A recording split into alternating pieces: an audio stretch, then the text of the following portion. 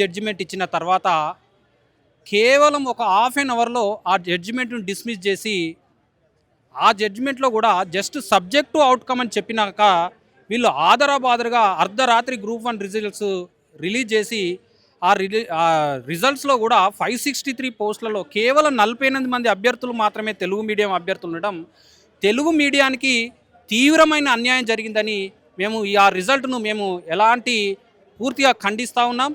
తెలుగు మీడియానికి కేవలం తెలుగు మీడియం అభ్యర్థులే కాదు, మన రాష్ట్ర అధికార భాష అయినటువంటి తెలుగుకు ఘోరమైన అవమానం జరిగిందని ఈ సందర్భంగా తెలియజేస్తా ఉన్నాను.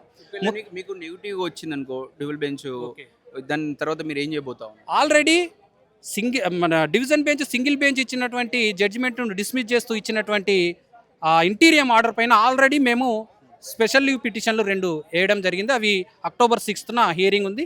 ఇక్కడ ఏ విధమైనటువంటి జడ్జిమెంట్ మాకు వ్యతిరేకంగా వచ్చినా కూడా మేము సుప్రీంకోర్టు ఖచ్చితంగా పోతాం. ఇది సుదీర్ఘమైన పోరాటం. వాళ్ళకి ఇచ్చినటువంటి అపాయింట్మెంట్స్ కేవలం టెంపరీ అపాయింట్మెంట్స్. వాళ్ళ అపాయింట్మెంట్స్లో కూడా subject to outcome of the writ petitions అని సబ్జెక్ట్ టు అవుట్కమ్ అని స్పష్టంగా పేర్కొనడం జరిగింది.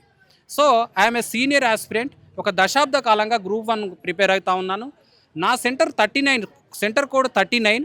అయితే ఇప్పుడు 18th 19th సెంటర్లో 41+30 71 మెంబర్స్ ఆ 2 సెంటర్ల నుంచి సెలెక్ట్ కాగా మా సెంటర్లో 39 మొత్తం 46 సెంటర్లో మెయిన్స్ ఎగ్జామ్ జరగగా 45 సెంటర్ల నుంచి సెలెక్ట్ కావడం జరిగింది. కేవలం 39 సెంటర్ కోడ్లో మాత్రం 353 మంది అలాట్ అయితే 172 మంది ఎగ్జామ్ రాస్తే ఒక్కరు కూడా సెలెక్ట్ కాలేదండి.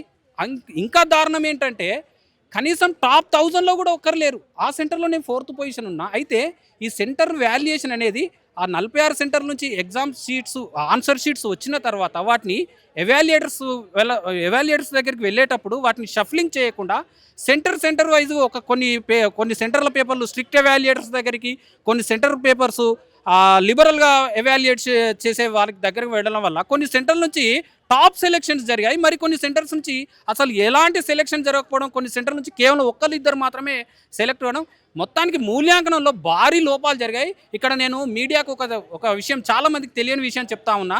దాదాపు 1,50,000 మంది పేపర్లు అండి, 21,000 మంది మెయిన్స్ రాసిన అభ్యర్థులు, 31,000 మందికి 21,000 మంది